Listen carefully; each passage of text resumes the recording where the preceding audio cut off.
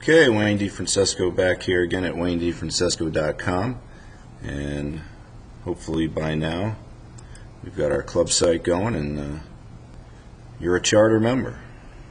So as you can see in front of you here, we've got the sweet smoothness of Bill Haas, who's playing some great golf.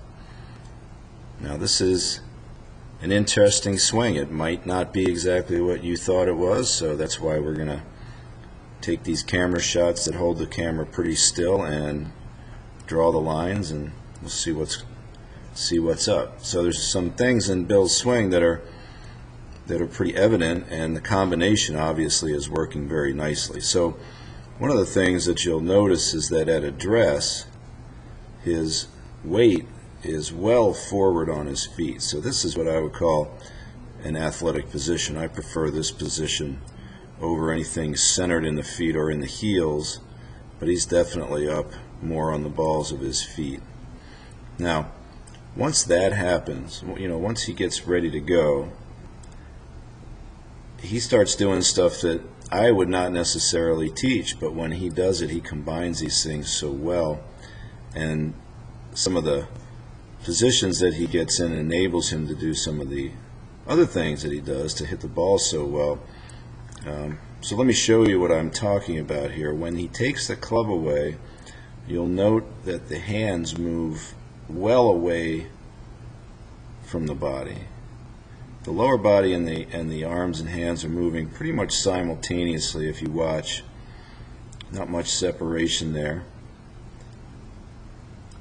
But when the club is parallel to the ground, you can see the hands are well above the shaft plane. So normally what happens when the left arm gets parallel, what you're going to get is a wide progression upwards. So you can see it when I connect those lines, and you compare this to some of the other videos that I do.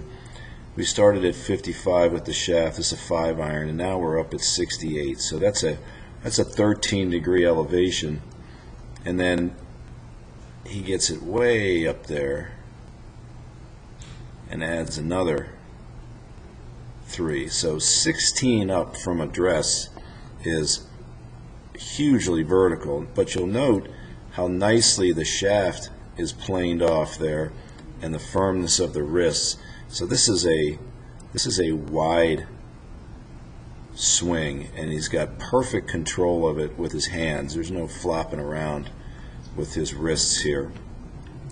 The other thing you'll note is that his head, if anything, is going to go slightly forward and just maintain against the line.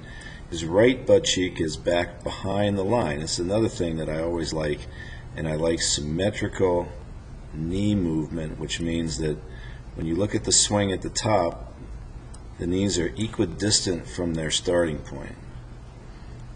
So I would not be liking that takeaway. Most people get thrown out on their toes, but see, Billy's already out toward the front of his feet. And now what that's going to enable him to do is make the downswing that he likes to make, which is going to drop his hands back. Now I'm going to draw a circle on the pass-by point in the backswing. So that's where the grip went past him. Now watch where it goes by him now. It's a little blurry, but you can see it. It's right here. Right? So what you have is out and around and up, big up. Now Bill hits it like miles. I went to college with Billy's father, Jay, and played golf with Jay. And then when I qualified for the Greater Greensboro Open in 2002, Billy came from Wake and joined us for a practice round for 9 holes in the afternoon.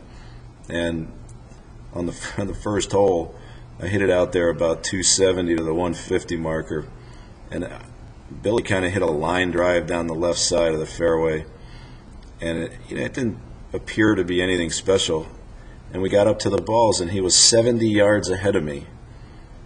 And I looked at Jay, and I'm like, "Is that his ball up there?" And Jay said, "Yeah, that's his ball." I said, "That's unbelievable." He said, "Nah, you'll get used to it," because he does it all the time. So, he flew one over the lake on this par 5, number 13 at Forest Oaks, which was kind of funny because you would never do it in a tournament, but he just did it for fun, and he made it over. It was like a 325 carry. Anyway, so perfectly positioned shaft and wrist at the top. Now watch what happens here. He's going to drop the thing back. His head begins to bail away from the line. Now this is a la Mickelson, but the rest of the thing is much better than Mickelson, because look at his hips. So, once again, the in the box hip action allows him to drop the club down and get pretty damn close to that shaft plane. And the thing is, it's so smooth, and the rhythm is just impeccable. Could watch this thing all the time. It would just help to stand anywhere near him and just watch him hit balls. You couldn't help but improve your tempo and rhythm. But it is kind of interesting to watch how much he backs his head up. So again, a couple of things of note. One is that the takeaway goes way out away from him.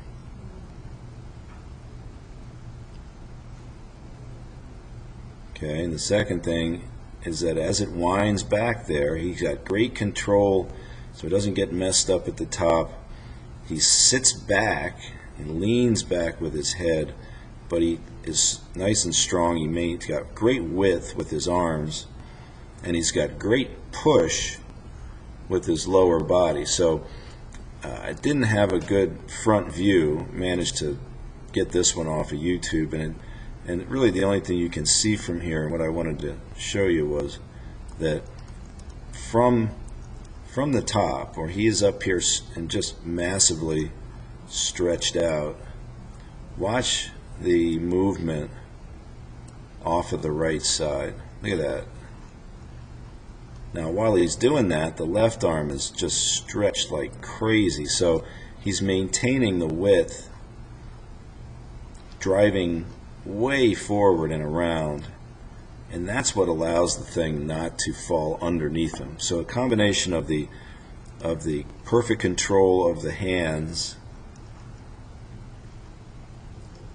and that when he backs up, his hips are so deep that he doesn't really stand up under himself. And you can see how close his hands get to that shaft plane and whip that club around, and that's how you hit a driver straight. See that? I mean, the club will just come barely from the inside.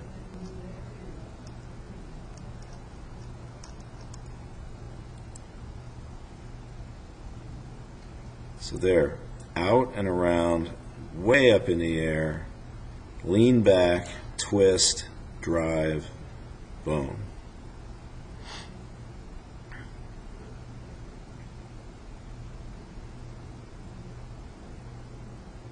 Now, would you, if you had a student who was doing that, who wasn't good, you would probably fix it.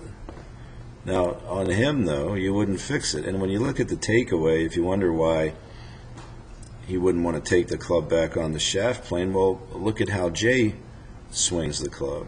Jay's takeaway was very unconventional. And he had that little sit move and change of direction at the top.